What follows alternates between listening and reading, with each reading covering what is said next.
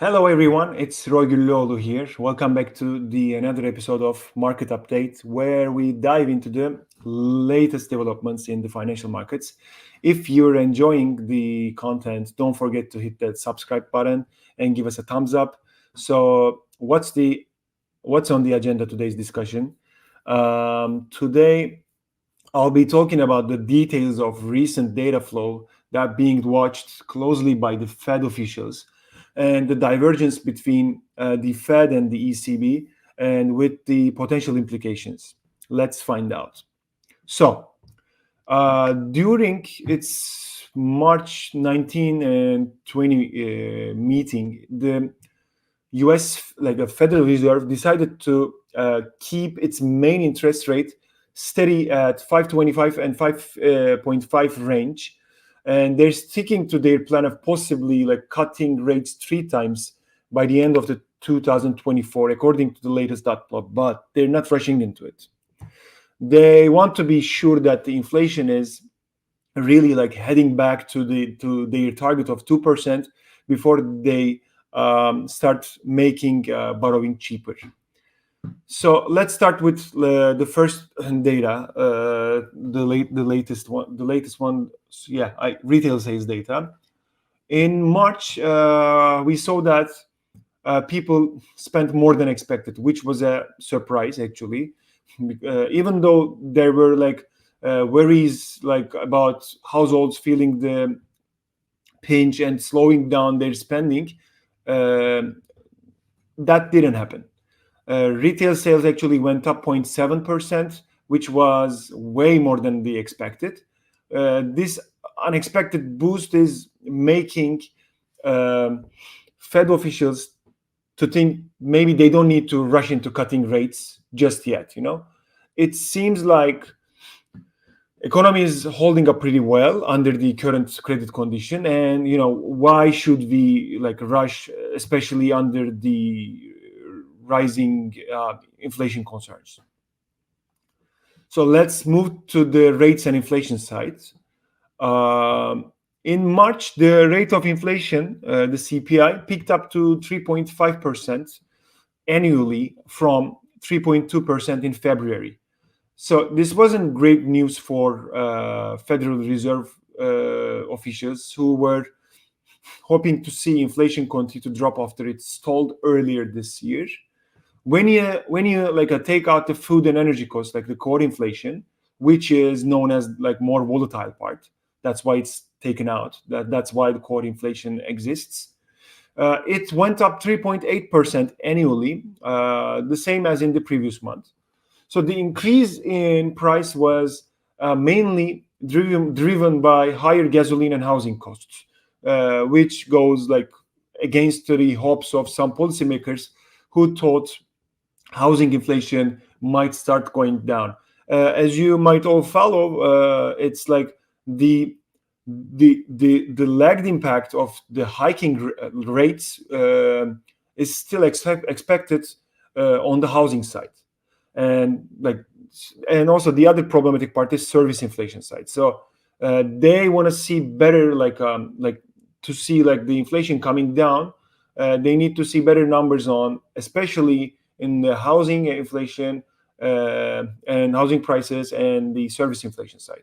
I had mentioned this in my previous video. Like also the super core inflation is a good indicator to trace this.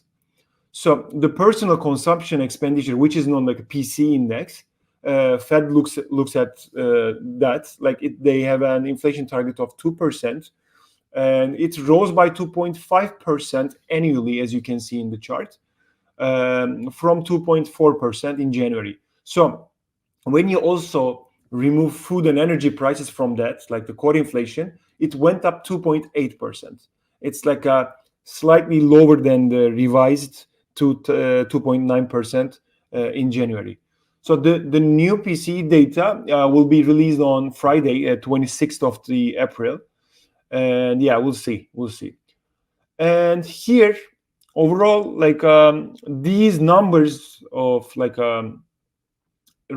inflation numbers, PCE numbers, core side, headline side, aren't likely to make Fed policymakers very confident that inflation will steadily like get back to where they want it. So as a result, investors are now expecting the Fed to delay any rate cuts until September, and they're only like predicting currently, it keeps changing, less than 2 cuts in the this for the end of this year. As you can see in this chart, here is the December 18th meeting, and the number of hikes expected to be done by Fed is 1.6. So that like one, sorry, I keep saying hike, rate cuts, sorry.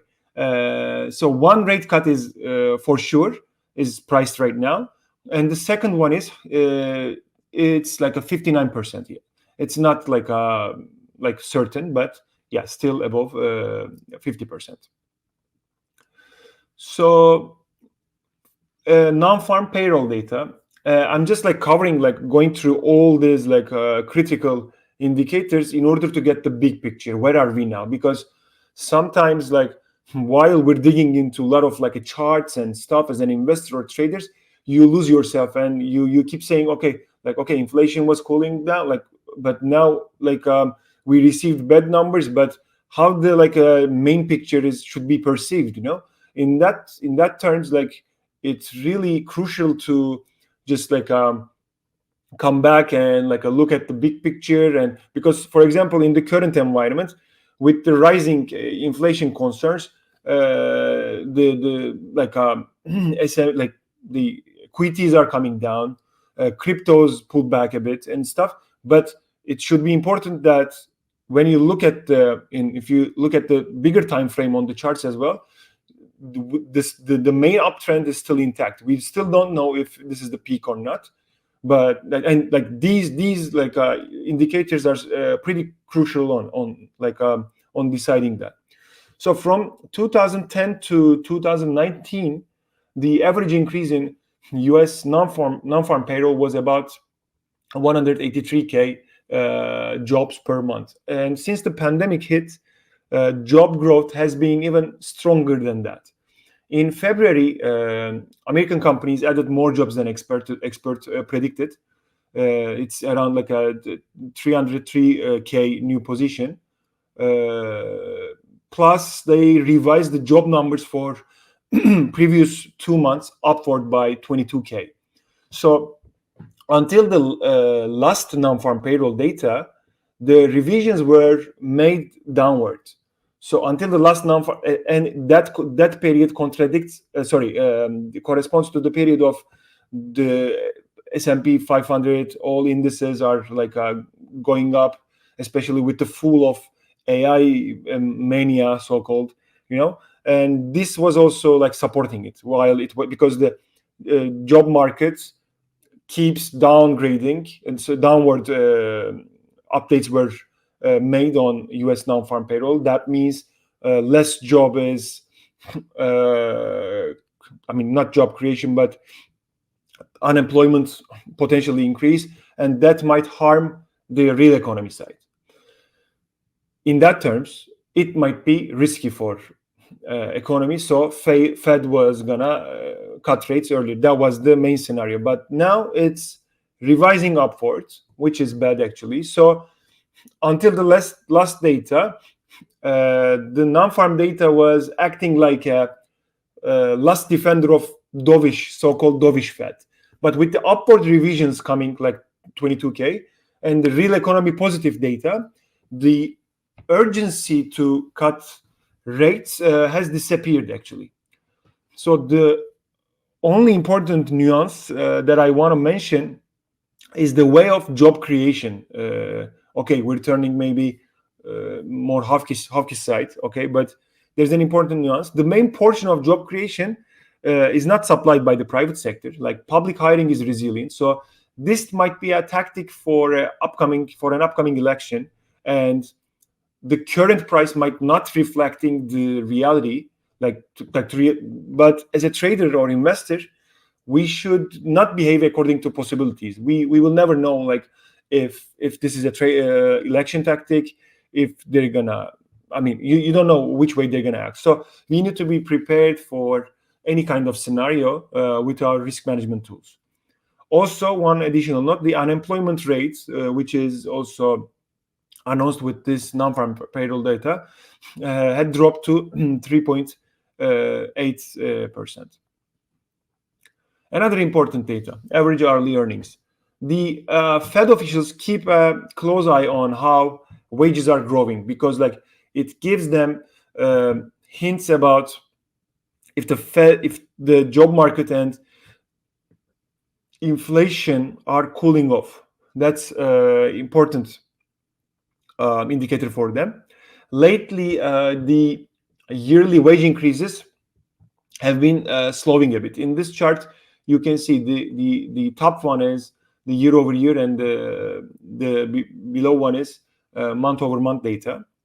And yeah, it gives, like, since it gives hints about like if the wage inflation are coming. This is wage inflation spiral. This is so important for them. If the wages increases, so people are going to spend more, that will cause an inflation, and this loop go on like that. This is a wage price spiral, and this is something that Fed wants to avoid. That's why it's important. But here's an interesting part. Fed officials are starting to feel okay about it, that the yearly wage increases have been slowing down.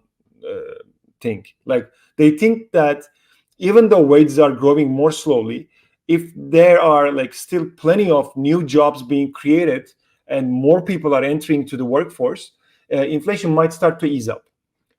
And guess what? Like in March, both those things happened. Like the number of people working grew by 469K. It has been like the most since last August. Plus the yearly wage growth slowed down to 4.1%, which is the smallest increase since June 2021. So at the moment, like a slower wage growth, as you can see in this year-over-year chart, is the only thing giving some hope that inflation might chill out a bit. But the rest, like the non-farm CPI, those parts are like more pessimistic.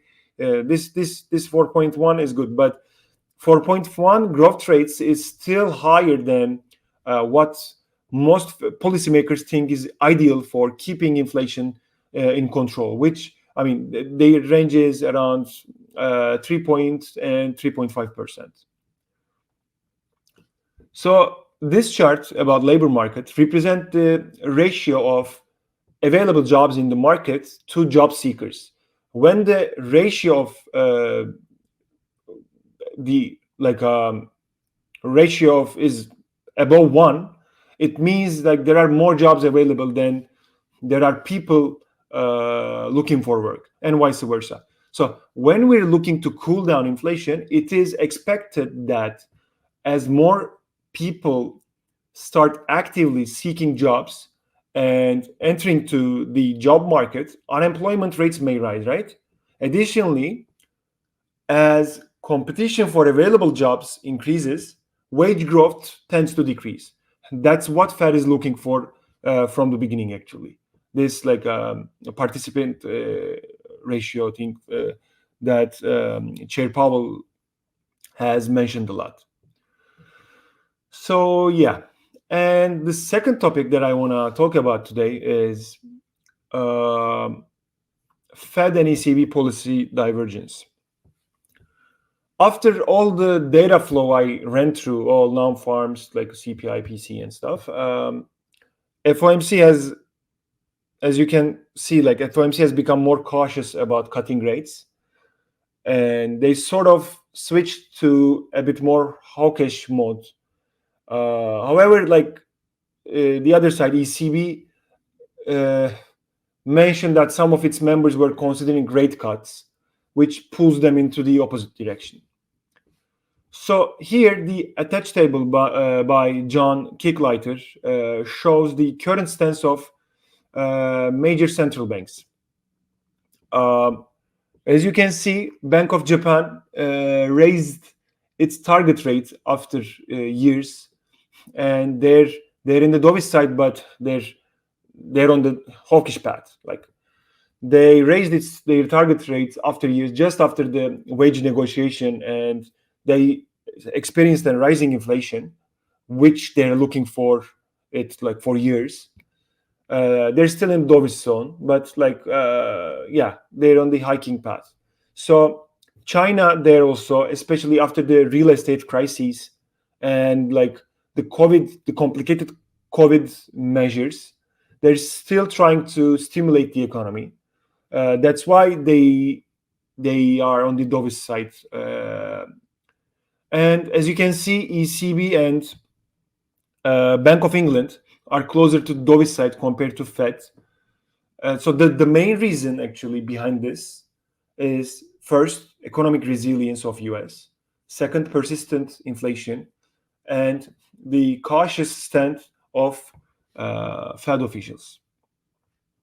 So here in this slide, you see WIRP table, which is known as World Interest Rate Probability. It is an important measure used in financial markets to understand the probability of interest rate changes by central banks around the world. Traders and investors use world interest rate probability as an indicator of kind of market expectations regarding future monetary policy decisions. It helps them to anticipate potential shifts in interest rates, and they adjust their investment strategies accordingly. So the numbers in the table are derived from the future contracts of those like treasuries. So here, as I mentioned before, like as you can see, it shows like 1.6 rate cuts in United States, while we have for the same date, let me see, 3 rate cuts in ECB. So in March, inflation in the Eurozone slowed more than expected. The CPI dipped to 2.4% from 2.6 in February. So this suggests inflation might hit the 2% target maybe by the second quarter. So this making it likely for ECB to start like a cutting rates in June. But the ECB is still worried about service inflation side as well as Fed. That might make them to be cautious about easing up too quickly after June. Also, if there's another risk for them, if the euro weakens after cutting rates, it could drive up prices for imported goods, as the Eurozone is relatively dependent to imported goods. So if commodity prices stay high, that might be a risk for them. The only the best scenario for them would be while they're cutting, if the Fed starts cutting rates too. So if they go together, it could give the ECB more room to be more aggressive in rate cutting cycle, because in that scenario, the euro weakening would be less relative to the case that ECB cuts rates by themselves. So that the best scenario for them is like maybe they can start earlier, but if they after a certain period, if Fed joins to cutting cycle, that would be the best for them. So also, what about like the implication on it? Sorry, I guess the headline of this slide should be Euro stocks. Actually, this is wrong, but it's okay. Yeah. So what's the potential implications of on European stocks, like this Fed and ECB divergence? So European stocks have been outperforming US equities so far this year, thanks to especially improvements in manufacturing sector and indications that China's economic downturn might be stabilizing. So that's why Eurostoxx 50 index, as you can see in this chart, has risen by around 10% year to date compared to 9% S&P 500. It's like, sorry, not 9% currently right now. It's, I think, 6% the S&P right now. And European equities also have the advantage of being undervalued, and it might offer a diversification away from the heavily weighted technology sector in US. This AI boom thing, it's they of if this higher for longer scenario keeps being persistent in US, investors might seek for potential options, and Eurozone stocks with rates coming down might be a good option for them. That might be attractive for them, for investors. And also technically, if you look at here, you can see the price is testing 50 EMA plus. There is a really nice upward parallel channel, and this 50 EMA testing and lower boundary of channel testing coincides. That might be a potential turning point. And the potential rate cuts by the ECB starting in June could fuel further outperformance in European equities. And the next one, the headline for this one is there as well. Yeah, I duplicated, I guess. Yeah. Anyways, overall, the implication of the divergence between ECB and the Fed led the US Treasuries and German Bund yield spread to rise, as you can see in this chart. And the gap between the interest rates on German and US 10-year bonds has widened over 200 basis points, the highest since November. If data keeps showing that the ECB is more aggressive with rate cuts than the Fed, this gap could widen even more. Plus, the high yields right now make European bonds a good deal in terms of a carry trade. It's cheap right now. And especially with the potential for more rate cuts from the ECB, that might lead higher bond prices. So it's all that I want to talk about this week. I hope you find the information valuable and insightful. If you enjoyed what you watched, please consider subscribing to our channel for more content like this. Your support means a lot. And please don't forget to hit the like button if you found this video helpful, and just feel free to share it with your friends and colleagues who might benefit from it. And thank you for watching, and we'll see you in the next one.